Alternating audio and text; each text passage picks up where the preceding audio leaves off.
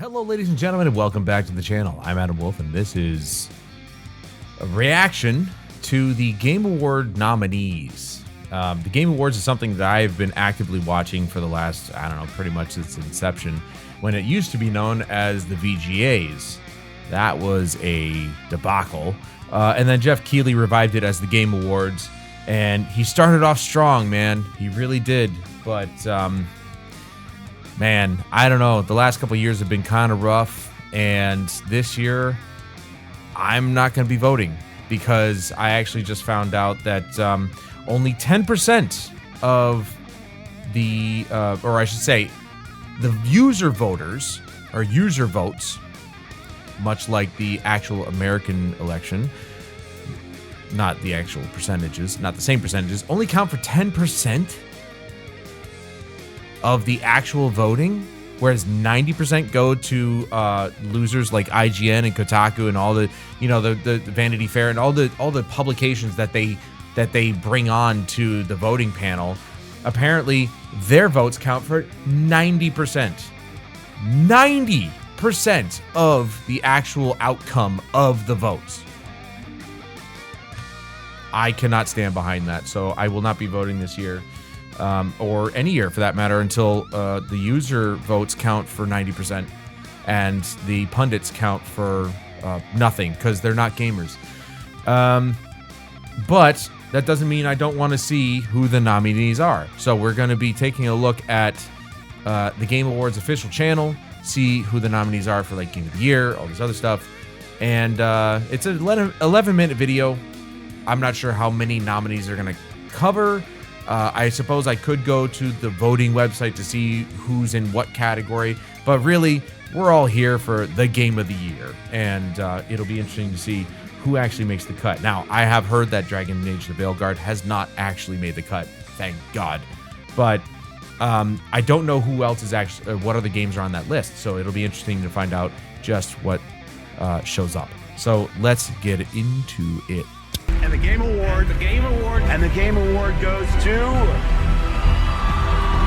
And the Game Award, goes to... This show was so special. And the winner is... So special when it started, and it's turned into this nonsense where, oh, let's hire a bunch of celebrities who don't give a crap about video games. 10 years ago, we began a journey together to celebrate video games as the biggest, most powerful form of entertainment in the world.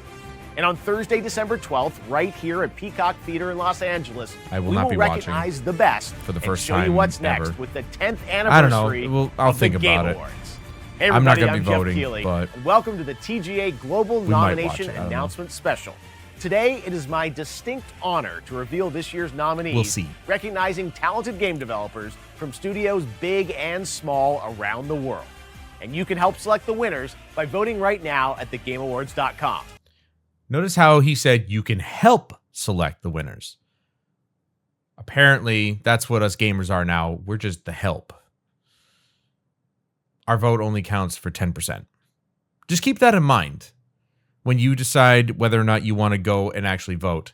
Keep that in mind that, like I said, just like the American elections for President of the United States, your vote means very little compared to those of the Electoral College. And in this case, IGN, Kotaku, all those gamers, game journalists, count for 90%. They're the Electoral College. And what they say goes. People who don't even give a crap about video games, their vote matters. Yours does not. So just keep that in mind. All right, you've waited long enough. So let's do it. Here are the nominees for the Game Awards. By the way, how do I know that? They say it on their website, or at least it's been in like the frequently asked questions. The nominees are Destiny 2. Destiny 2, I've recently stopped playing because while the Final Shape was very good expansion, not as good as some in the past, but it was better than Lightfall, and that is a very low bar. So I can at least say it was better than Lightfall. But the very first season, okay, they can call it whatever they want, episode 1, 2, whatever. It's a season. Sucked. It was awful. So I was done after that, and I paid for all of the episodes. Excuse me. I paid for all the episodes within this new set of seasons. And I cut out before I even finished the battle pass. I already paid for all that stuff. I was an idiot and I bought the $100 version. It's really bothering me. I paid for the $100 version like I usually do because I expect myself to play it, but I hated it so much that I said, screw it. You got my $100, but you don't have my time anymore. I am so done with this game. And I've been playing, that's a game I've been with for 10 years. That's a series I've been with for 10 years since Destiny 1. Which, by the way, I'll be going back to play Destiny 1. So be on the lookout for either videos or streams. I don't know. But we're going to go back and play the good Destiny. Diablo 4. Diablo 4 is garbage. 14 should win. Fortnite. And Helldivers 2. I'm sorry. 14 should win. You could say what you want about Dawn Trail. I loved it. I thought it was fantastic. I thought it was a great way to kind of just ease us off of being, we're the chosen one and it's all on our shoulders. This time around, it's not about us. And you know what? I'm okay with that. A lot of people weren't, but I am. I think it was a great palate cleanser, essentially, to what has been 10 years of us having the weight of the world on our shoulders. It was a great way to kind of take us back into the background. We're helping somebody else out. They're the main character, not us, and I'm okay with that. But Dawn Trail was a great expansion, and just in general, Final Fantasy XIV should just win that award every year. I don't care who you are. Destiny 2 has had its major ups and downs. I have not yet to hear one horrible thing said about Final Fantasy XIV. Not everybody likes Stormblood, but Heavensward was great. Shadowbringers was great. Endwalker was great. And Dawn Trail was great. Like, they've had consistency throughout the last 10 years that they've existed. Final Fantasy XIV just wins that hands down, in my opinion. And that might sound biased. It probably is, but I've played Destiny 2. And it has not been great. Not every year. I cannot say that enough about Final Fantasy XIV. It has been great every single time. Your best performance nominees are Brianna White for Final Fantasy VII Rebirth, Hannah Tell for Life is Strange Double Exposure, Umberly Gonzalez for She played Kay Vess, right? Look at her. Look at this woman right here.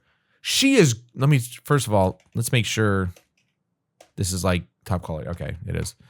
1080p, really? Jeff, how much money do you make? It has nothing to do with money. If she played Kay Vess, which I'm assuming she did, look at her. She's gorgeous. Kay Vess looks nothing like her.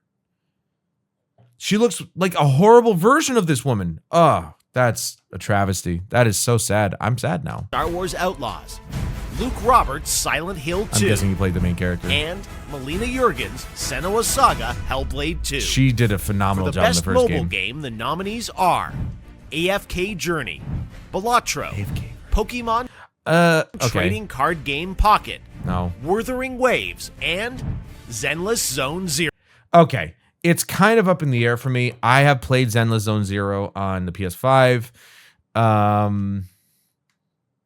AFK Journey is hold on. AFK Journey, Balatro. I think it should go to Balatro. I've not played Balatro, but I've heard amazing things about it. I don't think it's a game that I would play, but I'm going to base it on what I've heard from other people, and it is a fantastic game. I liked Zenless Zone Zero. I think Hoyoverse has had their time in the sun. I think that they need to give it up to somebody else. And my personal opinion, I think Balatro should probably win that one. Pokemon Trading Card Game is Pocket, garbage. Wuthering Waves, and Wuthering Waves I heard is Zone really Zero. good, actually. But it hasn't really made waves like Balatro has. So I think Balatro should probably win that one. The nominees for Best Art Direction are Astrobot, Black Myth Wukong, Ooh, this one's Elden Ring Shadow of the Erdtree, Metaphor Refantasio, and Neva. That's a stacked category, dude. You can't. Wow. That's tough because that's That's personal preference. That's all subjective, obviously. Most of this, if not all of it, is subjective. But when it comes to best art direction, that's tough, man. That's really tough. Because what was the first? Stop it. Astrobot. I can't wait to get that game. I really can't. But it reminds me, playing the Astro's Playroom reminded me so much of the good old days of gaming. And I love the color. I love the art direction. I have not played Black Myth Wukong. I want to get it. Again, art direction, that's gone in the more realistic end. It looks phenomenal. The difference, of course, this year is that they are including DLCs as possible nominees, as you saw, Shadow of the Erd Tree. But when you think about it, Shadow of the Erd Tree is just Elden Ring. So I think, personally, DLC should not be considered. If it's a standalone expansion, that's a different story, because that's a game. That's a separate game, even though it's an expansion to the base game that whatever it's an expansion to. Remember when we had expansions? We didn't have DLCs. We had expansions. And most expansions were just adding on to the game that already existed. And then you had the standalone expansions, like with Fear, for example, the very first Fear game. It had 3 standalone expansions. So any one of those games could be considered for a category. But in this case, they've considered DLC, like Shadow of the Erd Tree, as a means of being eligible for a category, and I don't agree with it. I think it's a little absurd to think that best art direction can go to Shadow of the Erd Tree when it's just Elden Ring. So really, it should just be Elden Ring. And Elden Ring already won Game of the Year. So did it win Game of the Year? I think it won Game. It probably didn't. That might have been, no, Baldur's Gate won last year, I think. But Elden Ring was up there. It had the opportunity to win Game of the Year, and I think it lost out to Baldur's Gate, which is a good game to lose out to, don't get me wrong. But I don't think that Shadow of the Erd Tree, it doesn't change anything about the base game. So I don't agree with the expansions are allowed. That's ridiculous. And I would say the same thing about Shadowbringer, okay? Let's be frank. Okay, if you buy Shadowbringer, let's say you went into it, Shadowbringer was the first thing you bought for Final Fantasy XIV, you get all the expansions prior to Shadowbringer when you buy it. But it's not a separate game. It's Final Fantasy XIV Shadowbringers. It's an expansion. It's not a separate game. But a lot of people put it on their Game of the Year list. Not this one in particular, but a lot of YouTubers put it on their Game of the Year list. That's personal preference, but if you're on an official capacity like this, Shadowbringers shouldn't even be a thought. It's an expansion. It's not a game. It's part of a game. So I don't agree with that. Shadow of the Erd Tree. Sorry for those of you who really like Shadow of the Erd Tree. It's not game of the, it shouldn't be on the list. Black Myth Wukong nominees are Best Score Music. Astrobot, Final Astrobot's Fantasy got some really VII good music. Rebirth, Metaphor Refantazio, Silent Hill 2, I played the demo of Refantazio and it was Stellar awesome. Blade. Stellar Blade, absolutely. Okay, it's done. Stellar Blade, absolutely. That music is so good. It is so on point and I guess poignant would be a word I could use there. It is so good. In the game when I was playing it, I was just, it really brought everything together. It immersed me so much more into the game. Stellar Blade has some of the best music from a studio who's like relatively unknown to come out with like not only a great game, but also a fantastic soundtrack. It's unbelievable. I listen to it in the car all the time. It's phenomenal music. I love it. It reminds me so much of Final Fantasy 13. 13 was, it took me a while to really get in the groove of 13 and really enjoy it. But for what it is, I love 13 and the music along with it. And it's just, it's so good. And it reminded me so much of that. Stellar Blade should win that category if it doesn't win anything else. I love the music in Stellar Blade. Audio design. These games are nominated. Astrobot. Man, Astrobot's 3 Call categories of Duty in a row. Black Ops 6. Fuck Call Final of Duty. Fantasy VII Sorry, I don't mean to Rebirth. swear.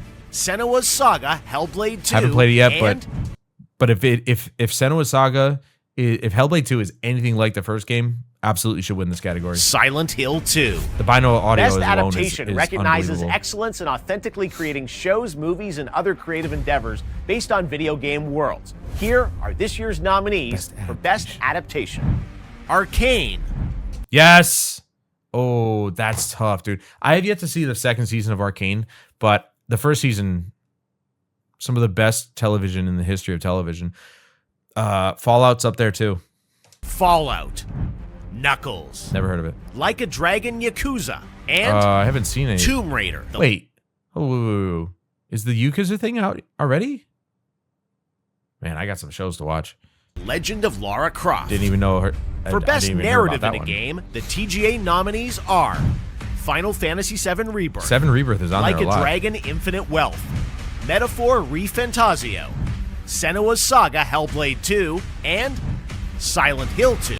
I'm noticing that a lot of Hellblade 2 is on a lot of lists here.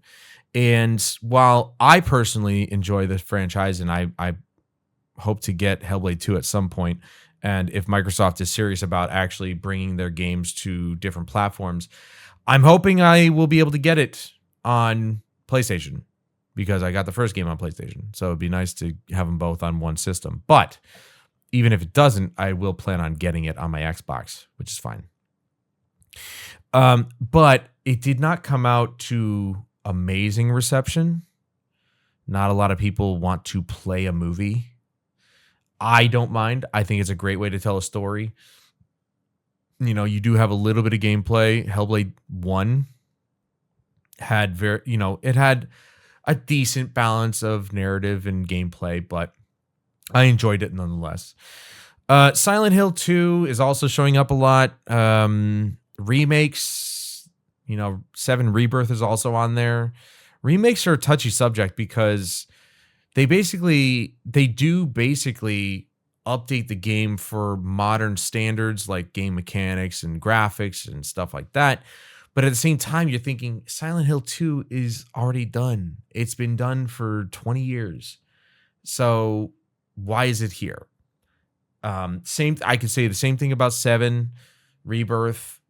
I haven't played any of the new 7 remake games yet. I'm waiting till all 3 games are out and then I'll play them all at once. I think it's stupid that they did that, but that's just me. I'm a purist at heart when it comes to Final Fantasy. It should have just been, if you're going to remake it, then put the whole game out at once, but they decided to chop it up into 3 parts, and I'm waiting for all 3 parts because once the 3rd part comes out, they're going to sell it in a package. So I might as well just wait until they do that.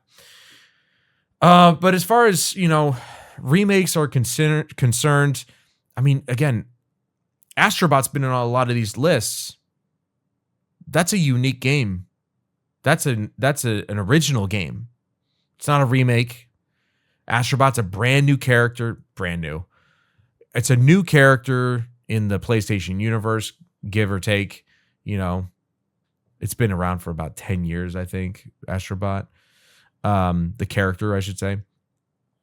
But the bottom line is that he's relatively new in the space of PlayStation icons and mascots. But it's an original game nonetheless. Whereas Silent Hill 2 and 7 Rebirth are both remakes. So I don't know. I think they're just like with the DLC. I don't think remakes should be considered for these, but they are new games, so to speak. So I don't know. It's kind of a touchy subject. Games for Impact celebrates thought-provoking games with a profound pro-social meaning or message. Here are this year's nominees. Closer the Distance. Never heard Indica. of it. Never heard of it. Neva. Life is Strange Double Exposure. Senua's Saga Hellblade 2. And Tales of Kenzera. Zao. Now, here's the thing about Tales of Kenzera. I tried a demo, and you can check the video in the channel if you want to.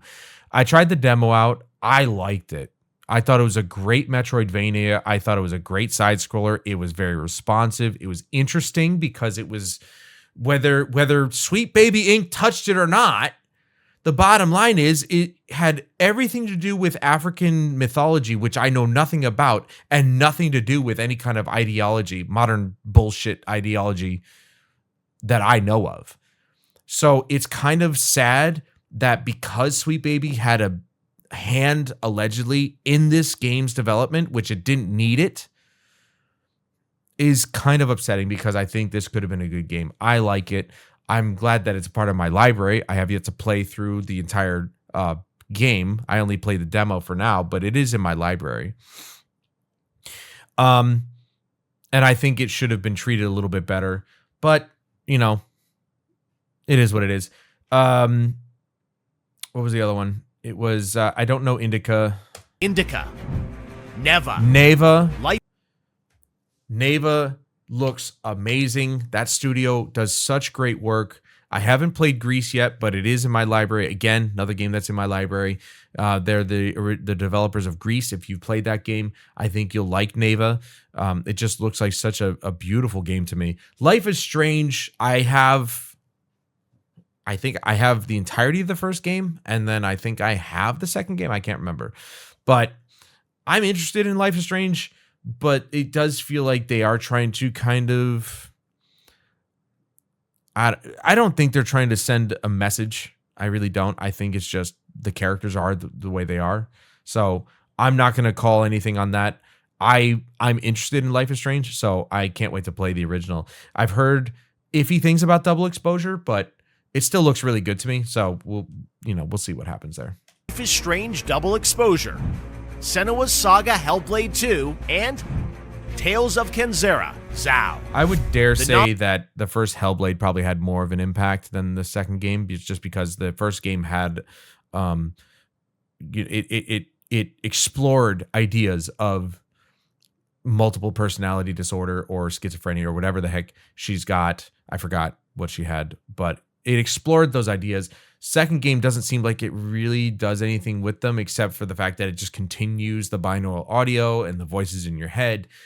It doesn't seem like it expands further on that. So should it be on the Games for Impact? I don't know. I don't think so, because it's only continuing on. It's only continuing on what the first game did, and the first game was far more impactful. Nominees for Best Community Support are... Is Final Fantasy on Baldur's this? It Gate better be. 3, Final Fantasy 14. Let's go. Fortnite. 14 would be my choice. Helldivers 2, and No Man's Sky. Oh. I mean, I'd have to say No Man's Sky, actually. I love 14, but I'd have to say No Man's Sky. Hello Games has been phenomenal with No Man's Sky. They have done everything and anything they could possibly think of to improve that game and to support their community through and through, and they have been nothing but pure gold since the beginning. So I would probably go with No Man's Sky on that one. I love 14 to death. They listen to their community. They have been for the last 10 years. They have made the greatest MMO of all time, but No Man's Sky should take the cake because Hello Games is second to none.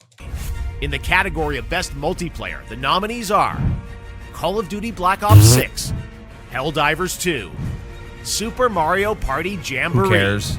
Tekken 8, and Warhammer 40,000, Space Marine 2. Best Independent Game Love celebrates games with a high degree of risk tolerance, as they are produced outside of the traditional publisher system. The nominees are Best Indie Game. Animal Well. Oh, that got a lot of good reviews. Balatro. Lorelei and the Laser Eyes. I've heard of that Neva. one. And UFO 50. Never heard of that one. Next is Best Debut I feel like Animal Well will probably win that one. Recognizes a development team that hasn't won a Game Award before. In fact, these teams published their first game in 2024. The nominees are Debut Indie. Animal Well. Again. Balatro. Yeah. Manor Lords. Manor Lords looks so good. I think he said, I think it's an individual dev, I'm pretty sure. And I think he said he does want to bring it to consoles, but it has to be on PC first, obviously, because that's where all the early access supporters are, essentially. But I've seen City Planner Plays, great channel if you like city building, like City Skylines and games like that. He plays, and he's a real city planner. This guy actually does it for a job, or has done it for a job. And he has qualifications for it. And he plays games like this, and he played his whole Mandalore series. I couldn't stop watching. I wish he didn't stop playing it, but there's only so much you can do in the game at the moment. But I believe he had mentioned that the dev does want to bring it to console, and I hope he does, because it looks awesome. I cannot wait for that to be brought to console, and I hope it does. Pacific Drive, A lot of people and raving about Pacific, the Plucky Pacific Squire. Drive. The Plucky Squire, I'm happy to say, is in my library. I'm really happy that they gave it to us PlayStation Plus members. So, yeah, can't wait to actually try that one. BRAR game. The nominees are. Here we go. Arizona Sunshine. Let's go. I love that game, dude. Asgard's Wrath. Can't 2. play it because, Facebook is dumb. Batman Arkham Shadow. Again, can't play it because Facebook is dumb. Metal Hellsinger Metro, VR. sorry. And that's on my list. Metro Awakening. Dude. Metro Awakening. I have a video on it. I got 2 videos on it. First is a trailer reaction. The other one's a first impressions. I bought it the moment that it came out. I don't do that very often, but I bought it on the premise of the fact that I love Metro, for one, and 2, the developers behind Arizona Sunshine, which is fantastic. So, especially the remake. So that's tough. That's tough because the 2 that I want to choose are Metro or Arizona Sunshine remake. So either way, the dev that I want to win will win. But I've played an hour of Metro and I've played multiple hours of Arizona Sunshine remake. I would have to give it to Arizona Sunshine. I guess it really doesn't matter though, because the developer that I want still wins. So for Content Creator of the Year, the nominees I don't know are if I really give a shit about these people. Queso's Ilawan, pretty funny. I don't watch him Techno though. Gamers, Typical Gamer, and Usada Pecora. I've heard of 2 of those people. Part of the Game Awards is looking forward to what's next. And yes, Queso will we'll probably have win that lots of games to announce on December 12th. But what's the most anticipated upcoming game? Here are the nominees based on... Here's the other thing too. Who the hell gives a crap about who the Content Creator of the Year is? They have nothing to do with games other than the fact that they play them.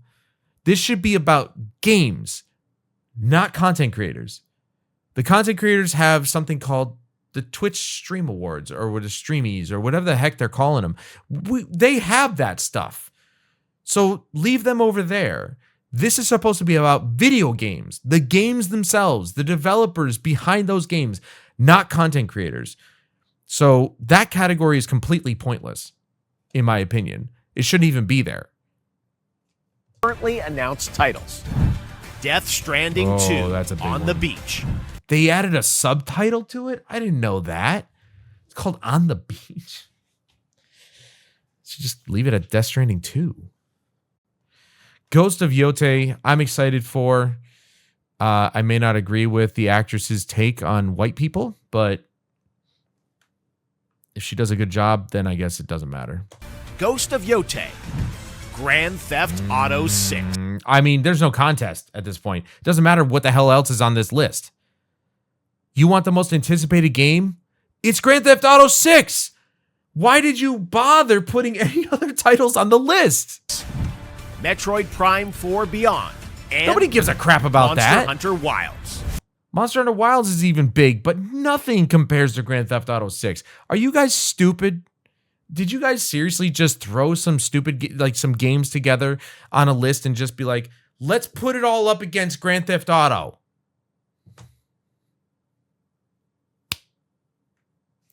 Idiots. The best action-adventure nominees are Astrobot, Prince of Persia: The Lost Crown. Demo was great for that Silent game. Hill 2. Shouldn't be on the list. Star Wars Outlaws. Garbage. And The Legend of Zelda, Echoes of Wisdom.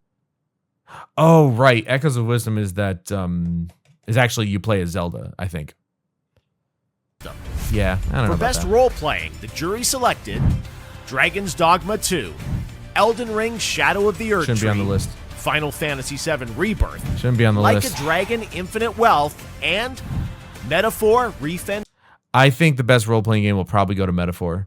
A lot of people raving about that game. I love the demo. I can't wait to grab the game myself. I'm a big fan of Atlas, and I think they did phenomenal work with this one. So that one hopefully will win. Tazio. In the category of best fighting, the don't really nominees care about this category. Dragon Ball Sparking Zero. I don't play fighting games Grand anymore. Blue Fantasy vs. I thought about it, but Marvel vs. Capcom Fighting Collection Arcade Classics, Multiversus, and Tekken 8. If I was to play any fighting game at the moment, I think Tekken 8 would be it. So I guess I could say I hope Tekken 8 wins because I played the demo and it was fun. It was really good. It It brought me back to the old days of when I did play fighting games like Killer Instinct and Street Fighter and stuff like that. But they made it more fun for those of us who just don't live and breathe fighting games. And I loved it. I loved every second I played the demo. So I hope Tekken 8 wins that one. The nominees for Best Action are Black Myth Wukong, Call of Duty Black Ops 6, that shouldn't even be there. Helldivers 2, Stellar Blade, and Warhammer. It's kind of sad that Stellar Blade's only on two categories at the moment. Best music, best action. That's tough because I played Space Marine 2. Love it. Love Stellar Blade. Haven't played Black Myth Wukong. A lot of people raving about it, of course. Call of Duty 6 shouldn't even be there. What was the other one? Action are Black Myth Wukong, Call of Duty Black Ops 6, Helldivers, right. And Helldivers, I mean, man, I really wanted to get into that game because I have played the first one and I loved it. I do think the top-down aesthetic was a bit... I never really liked top-down, like twin-stick shooters. They're never really my thing, but that one was okay. But I think this one I would love so much more, and I just haven't gotten into it. I haven't gotten it yet. I wanted to support this game from the very beginning, and I just did not buy it. Not because I didn't want to play it, but because I like saving money. So, you know, yes, I know it's only $40, but I was already playing so many other games. I have so many other games to play now. So, you know, as much as I want to get it, I just didn't. But Helldivers, definitely a good choice. There's 2, Stellar Blade, and damn it, do I love Stellar Blade. Warhammer 40,000 Space Marine 2.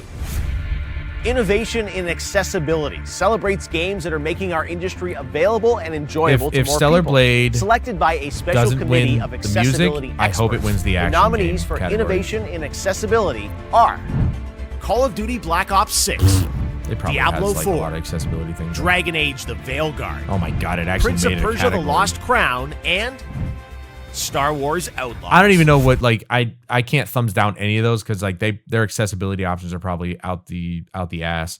So, you know, it's whatever, but I don't know what their accessibility options are, so I can't really say on that one. Next up, Best Family Game. The nominees are Astrobot, Princess Peach Showtime, Super Mario Party Jamboree, I'm just want to bet it's mostly Nintendo. The Legend of Zelda Echoes of Wisdom, Come on. and The Plucky Nintendo is the family company. Like, 3 out of the 5 games are Nintendo. Go figure. But I hope Astrobot wins. Squire.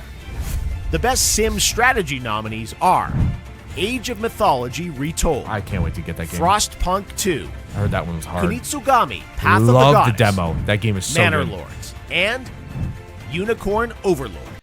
Literally don't even know what the last one is. Heard of the first 4. This one, I don't. No idea.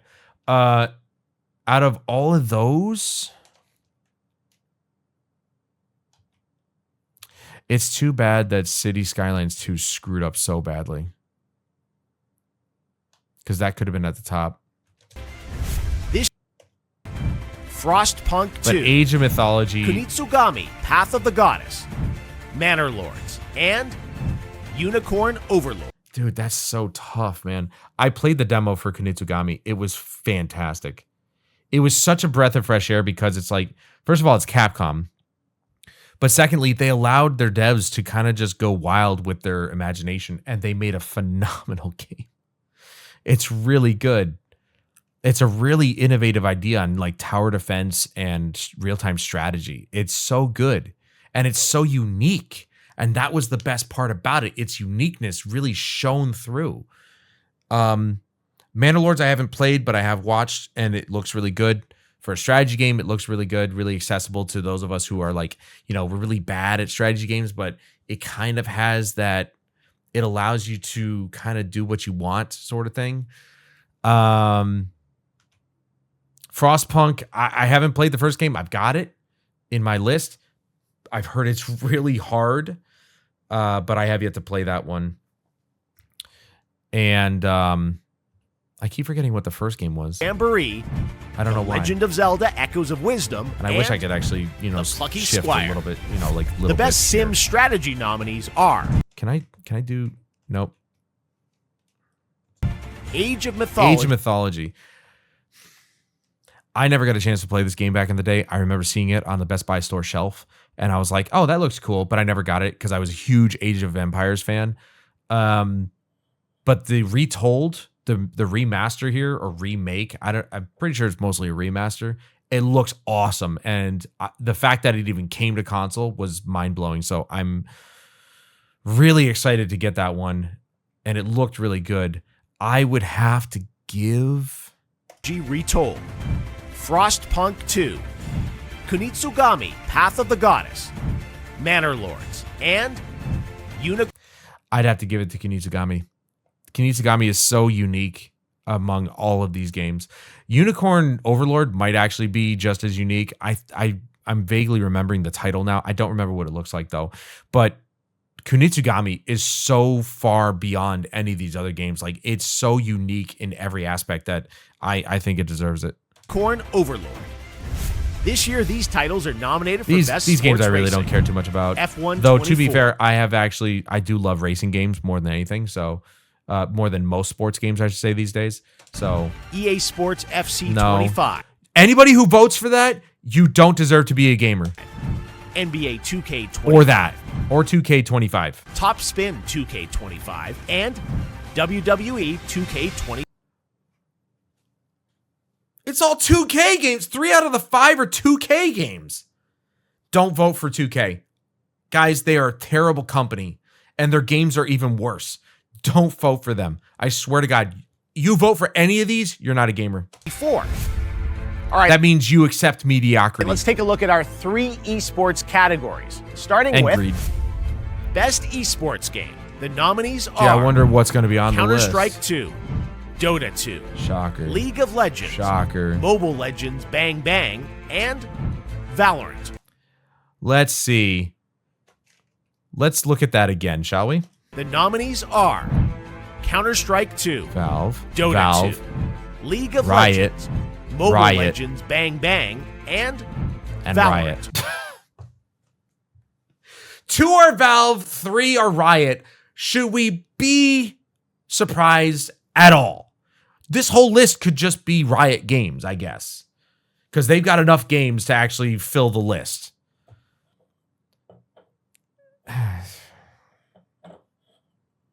Valorant. Give it to Valorant. The nominees for Best Esports Athlete are 3-3. Don't know him. Alexi B. Don't know him. Chuvy. Don't know him. Faker. The only one I know. Zaiwu. Literally And the only one I know. Kong Kong. Is Faker. And for the Best Esports Team, Give it to our Faker. Special Esports Committee nominated these teams. Billy... You notice how he said our Special Esports Team or panel or whatever the fuck he said. Okay. So the people did not vote for these teams. They had a special panel of esports experts. Billy Gaming, League of Legends. Gen G, League of Legends. Navi, Counter-Strike. Navi, that's a big one. T1, League of Legends. And Team Liquid, Dota 2. 2 out of the 5 are foreign teams. 3 out of the 5 are Asian teams. Korean, most likely. Not surprising. 2. All right, it's time for our final 2 categories. Not going to vote for on that Best because I don't. Game Direction, which recognizes Liquid is the only one I know. outstanding Navi and creative Liquid are the vision only and 2 I know. innovation in game direction and design. The nominees are Astrobot. Balatro. Wow, Palazzo's Black getting Myth recognized a Wukong. lot. Elden Ring, Shadow of Shouldn't the be Erd there. Tree. Final Fantasy Shouldn't VII be Rebirth. there. And Metaphor Refantazio. We're seeing a lot of the same games bunched together here. Best game direction though. Let's hear his description of that because I don't. outstanding creative. And Team Liquid, Dota 2. All right, it's time for our final 2 categories. For Best Game Direction, which recognizes outstanding creative vision and innovation in game direction and design, the nominees are Astrobot. Balatro. Black Myth Wukong. Elden Ring, Shadow of the Erd Tree. Final Fantasy VII Rebirth. And Metaphor Refantazio. I think it should only be between Astrobot and Balatro. because all the other games are feeding off of games that came before them. They're taking and they're innovating, sure, on certain systems within their own libraries. But Metaphor ReFantazio, as good as it is feeding off of Atlas's prior work. Most everybody equates it to Persona. Shadow of the Erd Tree is just an expansion. Rebirth is just a remake. But Astrobot might be a platformer, but it's a unique platform to its own style. It's not feeding off of like any prior games in the series. It's just Astrobot.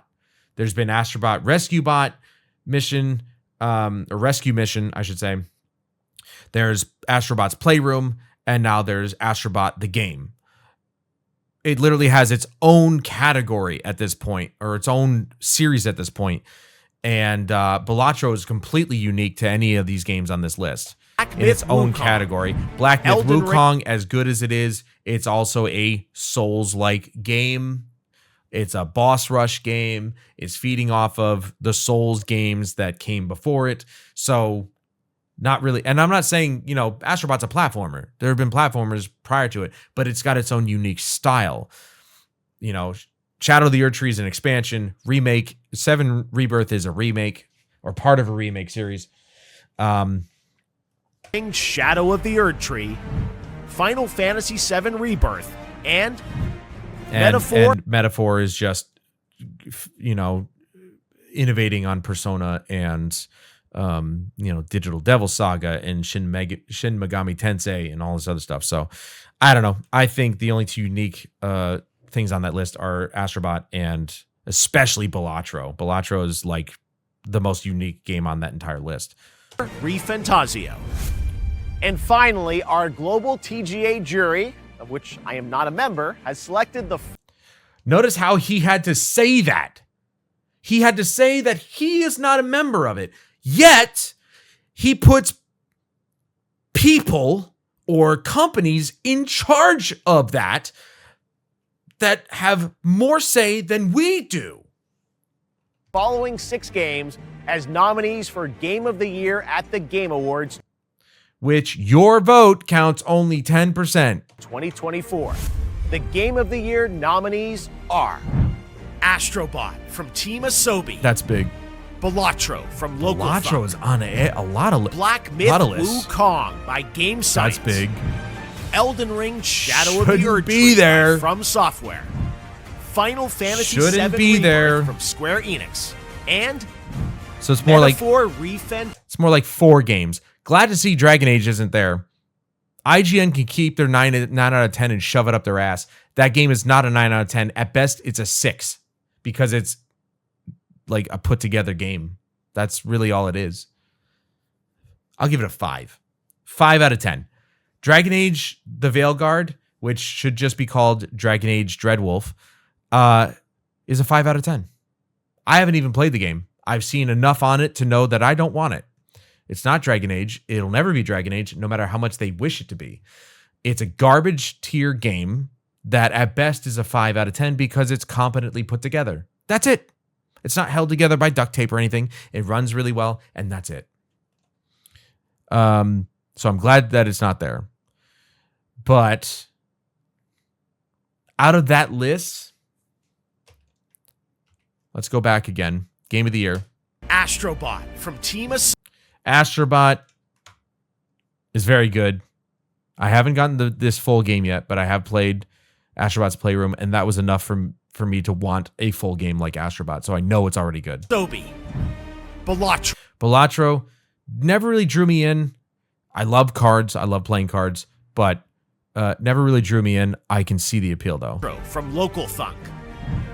Black Myth Wukong, again, Souls-like game, but very good. Great presentation. If you like boss rushes, there you go. There's Black Myth Wukong. I can't wait to play this one. Wukong by Game Science. Elden Ring Shouldn't be Shadow there of the Erd Tree. Because it's an expansion, not an actual standalone game. By From Software.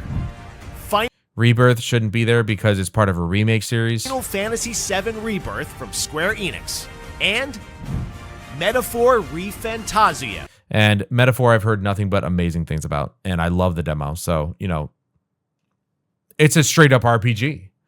You can't say anything bad about it. Like it's a classic straight up JRPG that does everything right. So, really there's only 4 games. If I had to choose, and this is without playing any of those games, only played the demo of Metaphor, and there is a trial for Black Myth Wukong, I think. And of course, I have played Elden Ring a little bit. Haven't finished it, but I have played it. I imagine Shadow of the Erdtree is fine, but I'm not counting that or Final Fantasy VII Rebirth. Those are out, so only 4 games to choose from.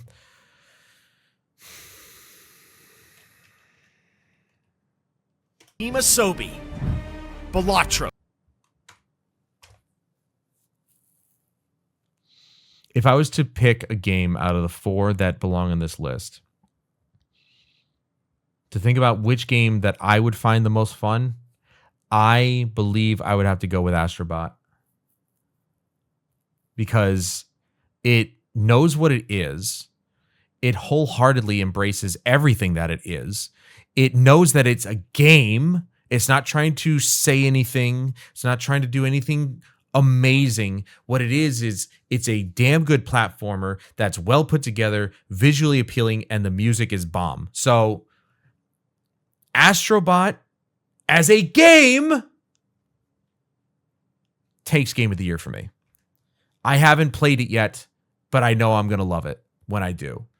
And there's no ifs, ands, or buts about it. I know Balatro is loved by so many people, but when it comes down to it as a game, would I have more fun with Astrobot or Balatro? Like, I know I'm going to like Black Myth Wukong, but we've played games like that before. I know I'm going to like Metaphor, but we've played games like that before.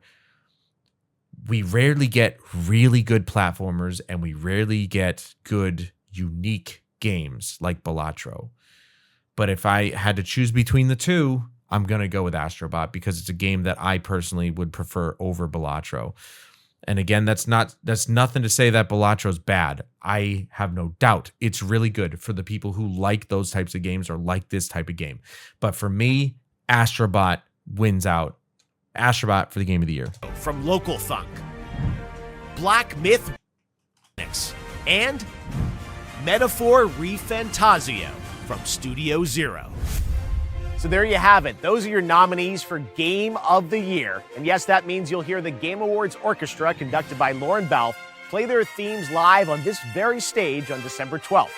But before then, you should head to thegameawards.com to help select the winners by casting your ballot in all categories. Also, stay tuned for the announcement of our Player's Voice category, where fans 100% select the winner from 30 nominees. We'll announce those nominees on Monday, December 2nd. The winners in all categories will be revealed live during the Game Awards when it streams globally on Thursday, December 12th, starting with the opening act at 7:30 p.m. Eastern, 4:30 p.m. Pacific, 12:30 GMT at thegameawards.com. Our team cannot wait to share our 10th anniversary show with you. I hope to see you then. And don't forget to cast your vote. I think I will have to... Well, I think I'll at least watch it because it has been 10 years. I have seen, I think, every single one. I can't remember every single one, but I've seen every single one.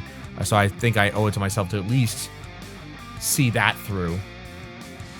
But like I said before, I will not be voting because whether or not he wants you to believe it, where he said, oh, where 100% of the players vote, they get to choose between 30 categories or whatever. Yeah, sure. You know, you as a player can go to GameAwards.com and choose. Obviously, 100% of our votes get counted on that. But in the overall grand scheme of things, only 10% of it matters. It only matters for 10% of the total. So it really just matters what the pundits think. Our vote, whether it's 100% our vote on the website or not, doesn't matter. So, needless to say, and again, that's straight from the horse's mouth. That was on their website, on their frequently asked questions. Apparently, it was read out loud by a YouTuber. I can't remember who it was, but it was read out loud. I think it was Luke Stevens, actually. He mentioned, don't quote me on that. I don't want to get Luke in trouble, but I think it was him who he read out loud the frequently asked questions, the facts, and that's what they said. That's what they had on the official website. Our votes count for only 10%. Is that really where you want your vote to go? No thanks. No thanks. But I'll watch it to see and hope that Astrobot wins. If it doesn't, if anything loses out to either Rebirth or Shadow of the Erdtree, like, I'll be very sorely disappointed in the industry. I mean, more so than I am now. But the bottom line is I'll be disappointed nonetheless. And hopefully that won't happen. Hopefully Astrobot will pull it out. Or Balatro. Astrobot or Balatro. My choice is Astrobot. But if Balatro actually beats out all of those games, I'm good with that too. I would say Black Myth Wukong too. But, you know, as long as neither Shadow of the Erdtree or Rebirth win, then I don't care. Fine. I'll accept any of the game of the year winners. Just don't let it be either one of those.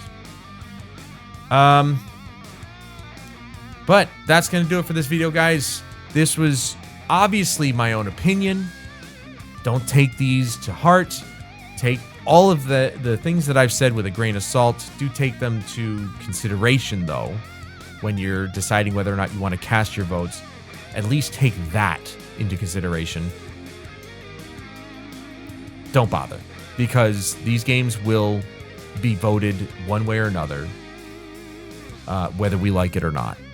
So just keep that in mind. If you do decide to vote, that your vote means a lot less than the votes of the people who are not gamers. Maybe it'll turn around in the future, but I don't see it happening anytime soon, because the opinions and thoughts of wannabe gamers matter more than those of us who are. And it's sad. But please let me know what you guys think in the comments down below. Let me know what your game of the year choice is. Mine's Astrobot, as you know. But if you guys have a different opinion, share it. I'd like to know. I would. And please join me again in the next one, where we'll take a look at another trailer, and I'll give you more of my opinions, because Lord knows that's maybe what you're here for. I don't know. But until then, I'm Adam Wolf. This is the Game Awards nominees, and I'll see you guys later.